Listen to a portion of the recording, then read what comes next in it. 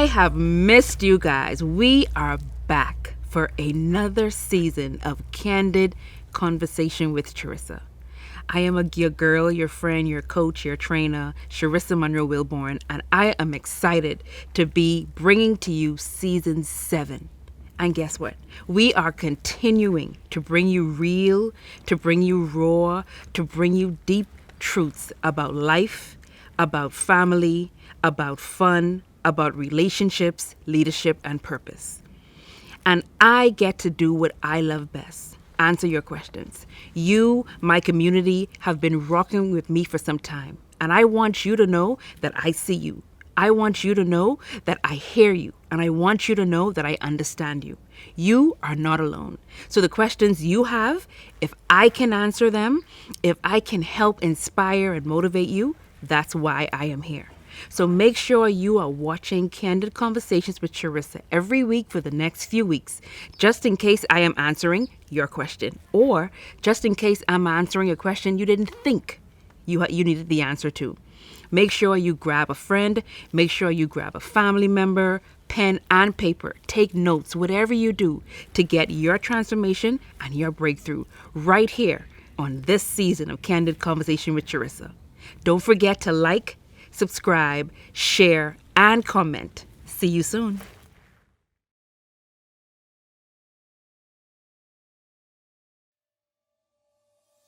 A beautiful human being asked a great question: how to walk confidently after depression. And I think she was asking this question for herself, but it is a question that so many other human beings like you, like me, have, and we are afraid to ask. And I'm so happy she asked, because as a former current social worker working with patients with dialysis, on dialysis, with kidney disease, thinking that they've lost their life, there's no more control, they have dealt with depression, they have dealt with anxiety, thinking that the world is coming to an end. I'm so grateful that I get to speak encouragement, inspiration, and motivation into the life of this human being who spoke for so many of us that deal with depression silently, that deal with depression quietly, that have actually overcome depression. And we're trying to figure out, now that I'm no longer in the prison of my own mind, how do I recalibrate and reintroduce myself into the world? How do I become normal again? Because there is a possibility, there is the opportunity for you to be completely new in a world that's been waiting for all that you have. And so I wanted to make sure that I speak to this human being, but I also speak to so many of you that have dealt with depression as well. And now you're on the other through side and you're trying to figure out, how can I be confident? How can I stand tall? And how can I still be strong after going through the pain and the torture and the darkness of not wanting to see and do and be anything? And then here you are, no longer depressed, and you're wanting to do so much more, you don't know how. So I hope I get to share 3 things or 3 ways that you can now start to live confidently even after depression. Because guess what? Depression is a real thing. Don't let anyone tell you differently. And I'm so glad you were bold to ask, because depression is a real thing, and real people like you and I experience depression, and people experience depression differently. So the way that you experience depression, the way that it affects your relationships, the way that it affects your work, the way that it affects your family, your behavior is going to be different than the way it affects somebody else. So never look at the neighbor, the friend, the book study, the case study, and try to fit yourself into somebody else's life, into somebody else's story, into somebody else's experience. God created you unique. He created you separate and completely whole. So imagine that your experience and your life, everything is going to be so different, which also means that now that you're on this side of your depression journey and you've been transformed and you want to walk confidently, now you get to do that your way. You get to do that that's best for you. That may take 2 years, that may take 6 months, that may take 5 years. Who cares how long it takes? We're just glad that you're on the other side of depression and you're even willing to take the next step to be confident in how do I now live a life depression free. And so let's talk about that. And there are 3 ways that I thought about. I don't remember ever being depressed, but I remember grieving. I remember feeling deep pain of loss. I remember going through the loss of my parents suddenly and just being in a dark place mentally, wanting to be in a dark place physically, but didn't have the opportunity or the desire. And on the other side of that, how did I gain that confidence again to walk boldly, to walk in the face of just coming from darkness and now there was light, just coming from pain and now there's freedom? How do I do that? And so the 3 ways that I can think about, starting with number 1, is take baby steps. Don't think that you have to go back to what and who you were before the depression set in. You were a totally different person. You've gone through so much. You may have been dealing with depression for 6 months. You may have been dealing with it for the last 5 years, 10 years. You are a totally different person now. So now you have to, just like a baby, I have a newborn baby, she's now 1, and she is taking baby steps, trying to walk into this life of growing and maturing, and eventually she's going to be an adult, and she would have taken small baby steps before she started running.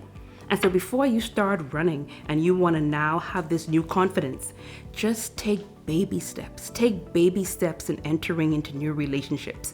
Take baby steps into going back to work.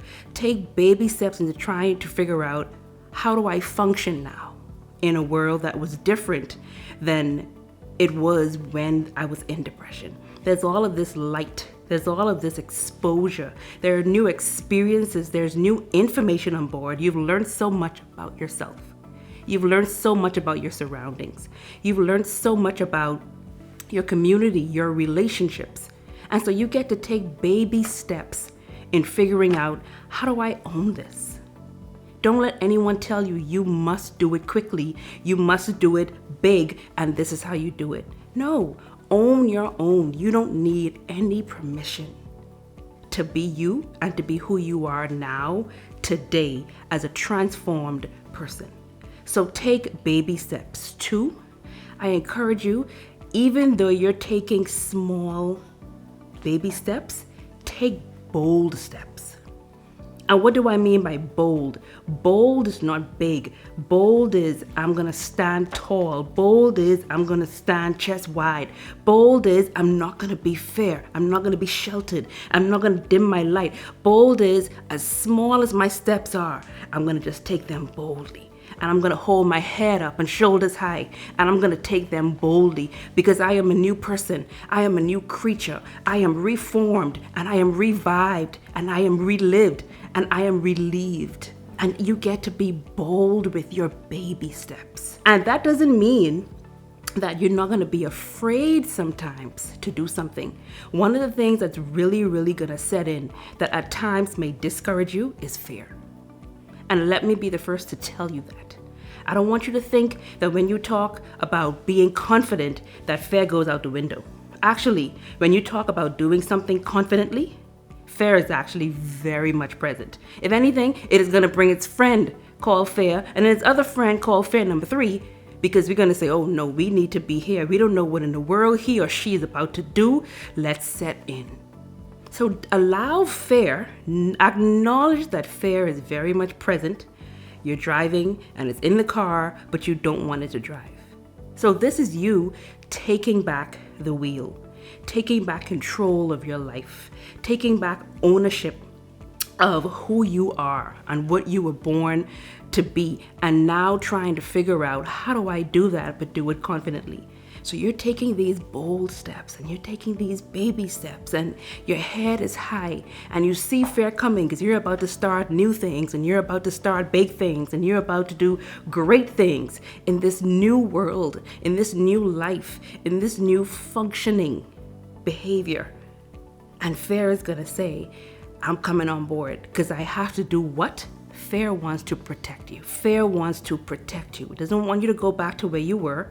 It knows what pain feels like if you did A, B, and C. But if you did something different, it's gonna say, I don't know what she's about to do. We need to protect her.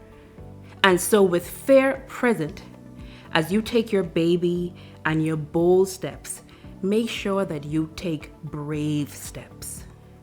Your steps can be very tiny. They can be very small. You'll get where you need to go, but they can be very bold and very, very upright. And you're gonna be looking challenges in the face. And you're gonna look people in the face. And you're gonna look at you in the mirror at yourself in the face. And you're gonna say, no matter what, no matter the challenges, no matter the pain that I may feel, no matter the unknown, no matter the fear, I'm gonna do it no matter what. You're gonna do it no matter what. And that's what courage is. Courage is actually doing a behavior, doing a habit, doing something in the face of what? Fear. In the presence of what? Fear. If fear is not present, then there's no need for you to find courage, right? If you don't have fear to do something, you don't go looking for courage. You don't say, oh man, I was brave. The reason why you say you were brave to walk in the woods at 3 o'clock in the morning where you know bears are, is because you were scared of the fact that there was a bear coming. You took the risk. You took the challenge head on, and you said, I got this. Oh, but you were looking over your shoulder because you know the possibility of a bear coming. But you said, I'm going to be brave and I'm going to do it. I just need to get to the other side. And so you're going to take those baby steps. Remember, baby steps, but bold steps. Baby steps don't mean baby, like, and then you're all crunched down. No, baby means we're going to take baby steps, we're going to take bold steps, and then we're going to take brave steps. And baby steps looks very physical. Even your bold steps, it opens you up, shoulders are wide, head high. But brave steps happens up here. No one can see it. No one can observe it. No one can experience it. That brave step is for you. Are you gonna allow your mindset? Are you gonna update and elevate and up-level your mindset?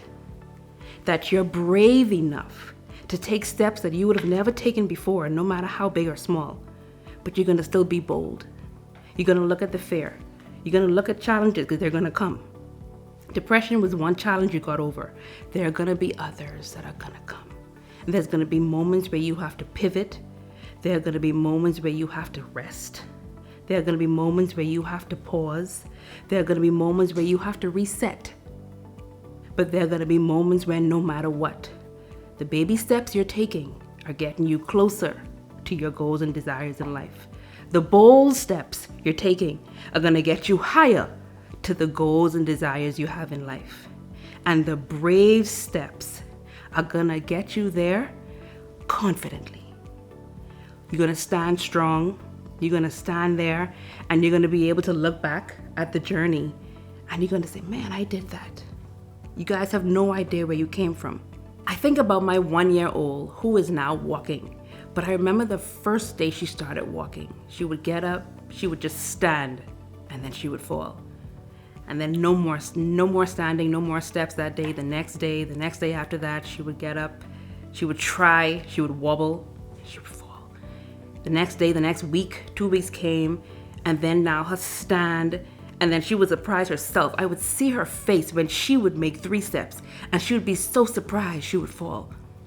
But I never stopped her. I never tried to help her up because I knew that I needed her to take her baby steps. In order to be able to take them boldly, I needed her to fall. I needed her to figure out how to get back up. But mom was close by, just in case. And I just let the time go by. Then, a month later, she's getting up, she's making a step. And then one day, when I say she took her 10 steps, she went running. And she surprised me, she surprised herself, and I watched her become so bold in taking these baby steps. And she knew that after 10 she was gonna fall, but she was so brave because she knew mom was on the other side. And after that, you can't talk to my little girl right now. She's only 1, walking, but if she could run, if she could sprint, she would. She is so confident in the fact that I got these steps down pat. No matter how bold my leg may be, no matter how wide my walks are, no matter how I may just be using my hands to balance and take all of my walks. I'm going to take my steps, my baby steps, boldly, strongly, bravely, because I've done them enough. I've fallen enough. I've wobbled enough. Mom is there, so I'm good. I can be brave and do this. And now she's walking around the house. She's walking around outside. She's walking around the world boldly and confidently because she has done the work by taking action. And if you want to build confidence in anything, whether it's after depression, whether it's in your business, whether it's in making decisions, whether it's in your relationships, whether it's at work, at school, your finances, your health, if you want to build confidence, just get into action. Take this step, as small as it may be. Take it boldly and take it bravely. And this is how you can walk into life coming out of anything confidently. You've just watched yet another inspiring, transformational episode of Candid Conversations with Charisa. And I hope that the principles and concepts in the episode are some that encourage you to take actionable steps to change and transform your life today. Don't be stingy. Make sure you are sharing and liking what you are hearing so that others can be a part of this community too. Make sure you are back here next week for another great episode of Candid Conversations with Charisa. See you next time.